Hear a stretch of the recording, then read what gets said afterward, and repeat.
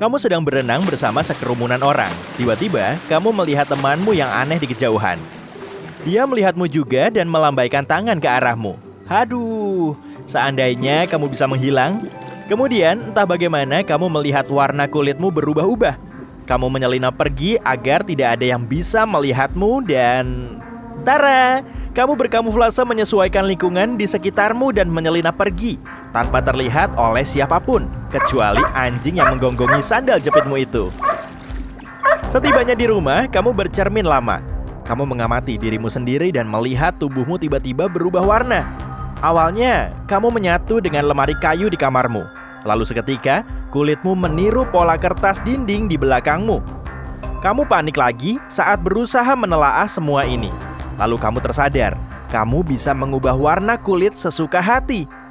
Kamu mencoba mengingat dari mana asal kemampuan ini.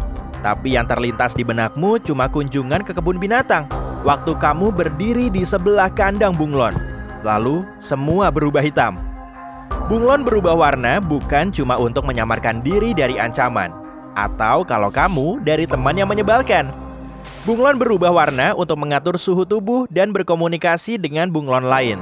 Sayangnya, variasi warna yang dimiliki bunglon tidak seperti yang kita pikir.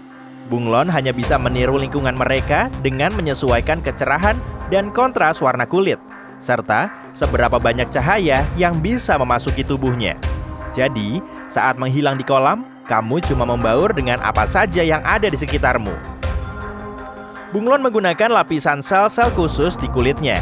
Kamu melihat keluar jendela dan membayangkan dirimu seperti pahlawan super. Bunglon Man. Lumayan keren. Tapi sebelumnya, kamu harus kembali ke kebun binatang untuk mencari jawaban. Kamu pun segera keluar. Ini tengah hari di musim kemarau, dan mataharinya super panas. Tapi kamu ingat, kamu bisa menyesuaikan warna kulit agar tidak kepanasan.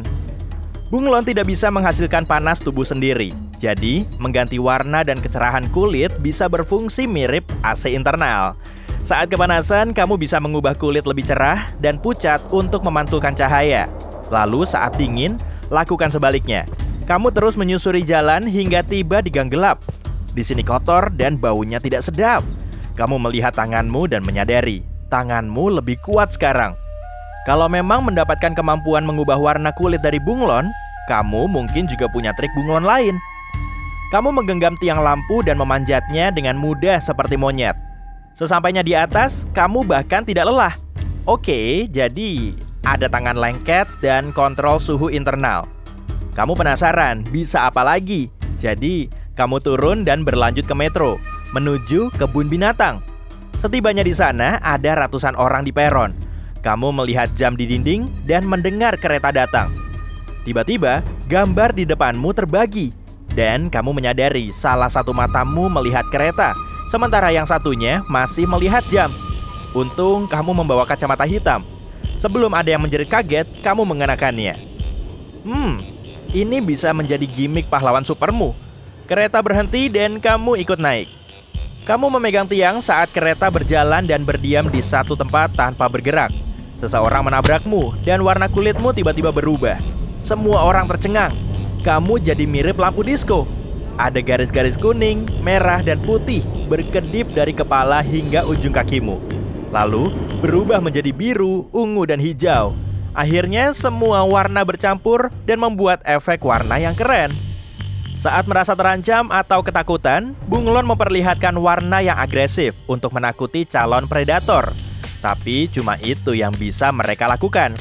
Bunglon tidak berbahaya dan tidak menimbulkan ancaman bagi manusia. Gigitan mereka nyaris tidak terasa dan lumayan lambat di kalangan kadal.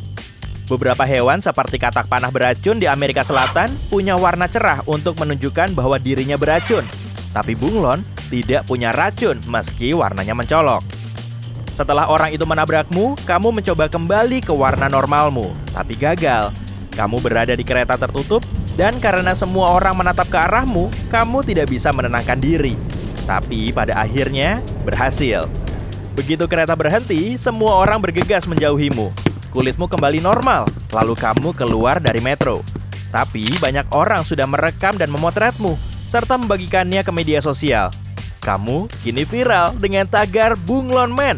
Oke, Mari gunakan nama ini. Kamu berlari ke sudut gelap untuk bersembunyi. Kamu kehabisan napas, tapi akhirnya bisa tenang. Kulitmu perlahan menjadi gelap. Kamu menyatu dengan kegelapan agar tidak memancing perhatian. Kamu pun keluar dari stasiun.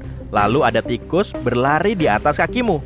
Kamu panik dan warnamu mulai bertingkah lagi. Untungnya tidak ada orang di sini. Kamu sudah di tempat terbuka dan kebun binatang tujuanmu tinggal beberapa meter lagi. Tapi kamu tidak bisa mengalihkan pandangan dari tukang hotdog di sudut jalan. Satu mata melihat kebun binatang, sementara satunya kecamilan lezat. Kamu berjalan ke tukang hotdog dan memperhatikan si penjual sedang memasak.